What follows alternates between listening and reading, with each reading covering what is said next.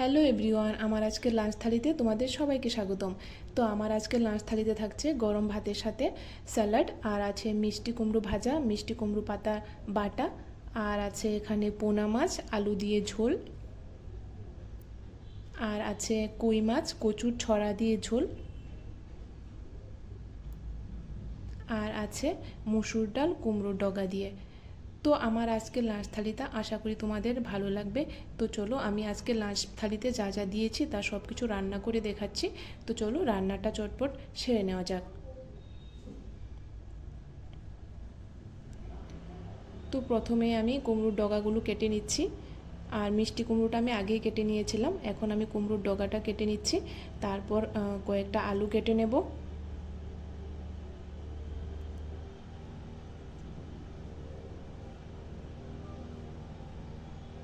তো তোমরা আমার ভিডিওটাকে স্কিপ না করে প্রথম থেকে লাস্ট অবধি দেখতে থাকো। যদি তোমাদের আমার আজকের থালিটা ভালো লেগে থাকে তাহলে অবশ্যই লাস্ট অবধি দেখতে থাকো।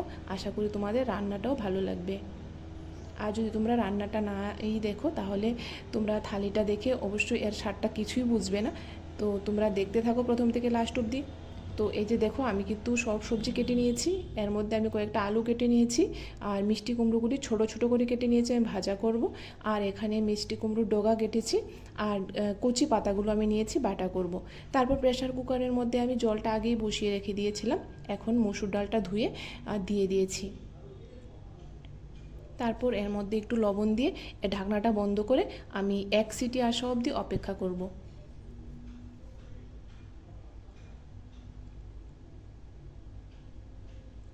তারপর এদিকে আমি কড়াইটা বসিয়ে দিলাম, কড়াইতে তেল দিয়ে মিষ্টি কুমড়োগুলো ধুয়ে তুলে দিয়েছি।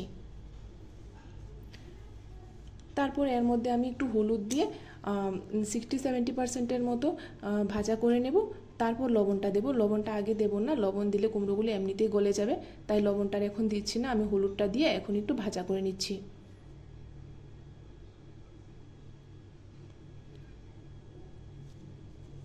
তো মিষ্টি কুমড়ো এমনিতেই একটু মিষ্টি থাকে, তো অনেকে আবার একটু হালকা চিনি দিয়েও ভাজা করে, তো আমিও করি, কিন্তু আজকে আমি চিনি দিয়ে করব না, আজকে আমি পেঁয়াজ কাঁচা লঙ্কা দিয়ে করব, একটু হালকা ঝাল ঝাল করব। পেঁয়াজ দিয়েও কিন্তু ভালো লাগে, তোমরা অবশ্যই ট্রাই করে দেখতে পারো। তো এই যে দেখো মিষ্টি কুমড়োগুলো কিন্তু আমার ভাজা হয়ে গেছে অলমোস্ট, তবে 60-70% মতো ভাজা হয়েছে, আরও কিছু ভাজা করতে হবে।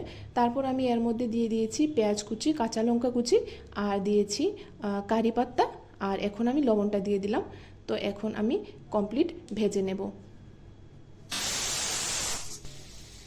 তারপর এদিকে প্রেসার কুকারও 1 সিটি দিয়ে দিল, এখন আমি এই গ্যাসটা বন্ধ করে রেখে দিলাম।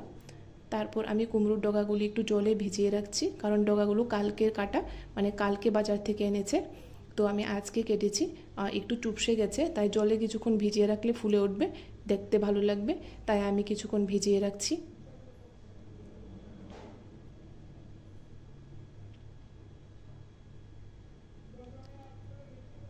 তারপর এদিকে শুকনো লঙ্কা আর 5 ফোড়ন দিয়ে আমি ডালটা ফোড়ন দিয়ে দিলাম। তারপর এর মধ্যে আমি দিয়ে দিচ্ছি হলুদ।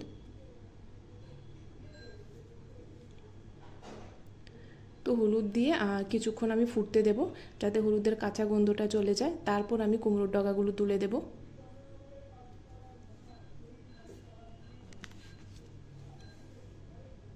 তো ডাল ফুটে এসেছে, এর ফেনাটা আমি কয়েকবার ফেলে দিয়েছি। তো এখন আমি কুমড়োর ডগাগুলো তুলে দিলাম। তো কুমড়োর ডগাগুলো তুলে দিয়ে ডালটাকে আরও কিছুক্ষণ ফুটতে দেবো, যতক্ষণ না ডগাগুলো সেদ্ধ হয়ে আসে। আর ফোড়ন দেওয়ার পরে কিন্তু ডাল যত বেশি ফোটানো হয় এর স্বাদটা কিন্তু আরও বাড়ে। তো আশা করি তোমাদের এই কথাটা জানাই আছে, তবু আমি বললাম। তো এখন আরও কিছুক্ষণ আমি ফুটিয়ে নেব।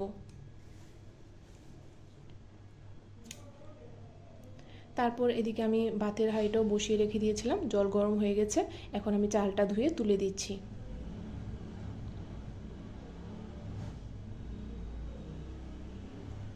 তারপর এদিকে আমি কচু ছড়াগুলো সেদ্ধ বসিয়ে দিয়েছি, আজকে কচু ছড়া দিয়ে রান্না হবে মাছ। তারপর এদিকে কড়াইতে আমি তেল দিয়ে বসিয়ে রেখেছিলাম, তেলটাও গরম হয়ে গেছে। তো এখন আমি কই মাছগুলি ভেজে নিচ্ছি। তো আজকে যেহেতু মাছের 2টা রেসিপি হবে, তো কই মাছ আমি এখানে কমই নিয়েছি, 3টা কই মাছ নিয়েছি, আর বাকি অন্য মাছ রান্না হবে। তো এখন আমি কই মাছগুলোকে হালকা ভেজে নেব। তো আমি একবার উল্টে দিয়েছিলাম, আর একবার উল্টে দিয়ে তুলে নেব। তারপর যে বাকি তেলটা রয়ে গেছে সেই তেলটার মধ্যে আমি পোনা মাছগুলিকেও ভেজে নিচ্ছি।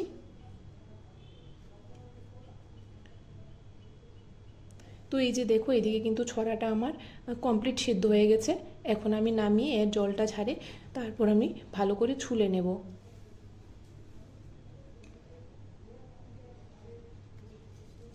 তো এরকমভাবে আমি 2-3 পিস করে করে বাকি পোনা মাছগুলিও ভেজে নিলাম। আমি কম কম করেই ভেজে নিচ্ছি, যেহেতু বেশি দিলে একটু ভেঙে যাওয়ার সম্ভাবনা থাকে। তারপর মাছের তেলটা একটু কম করে নিয়ে সেই তেলটার মধ্যে আমি আলুগুলো ভেজে নিচ্ছি।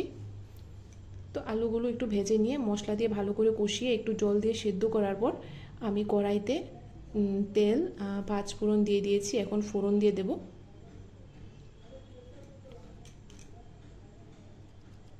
তো মাছের ঝোলে মশলার মধ্যে আমি ইউজ করেছি আদা বাটা, পেঁয়াজ বাটা আর কাঁচা লঙ্কা বাটা আর জিরে গুঁড়ো, ধনে গুঁড়ো। তো এখন আর কিছুক্ষণ ফুটিয়ে নিয়ে আমি নামিয়ে নেব।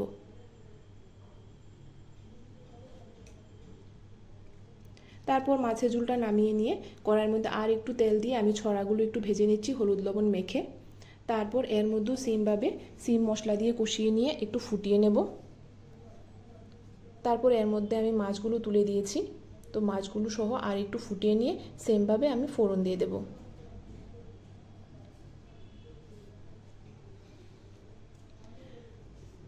তারপর সব রান্না হয়ে যাওয়ার পর সর্বশেষ আমি কড়াইয়ের মধ্যে একটু তেল দিয়ে একটা শুকনো লঙ্কা দিয়েছি।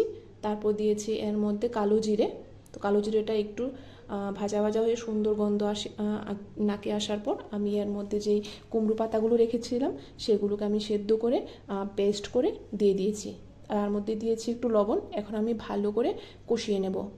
তো যতক্ষণ পর্যন্ত না তেলটা ছাড়ছে ততক্ষণ অবধি আমি নাড়তে থাকবো।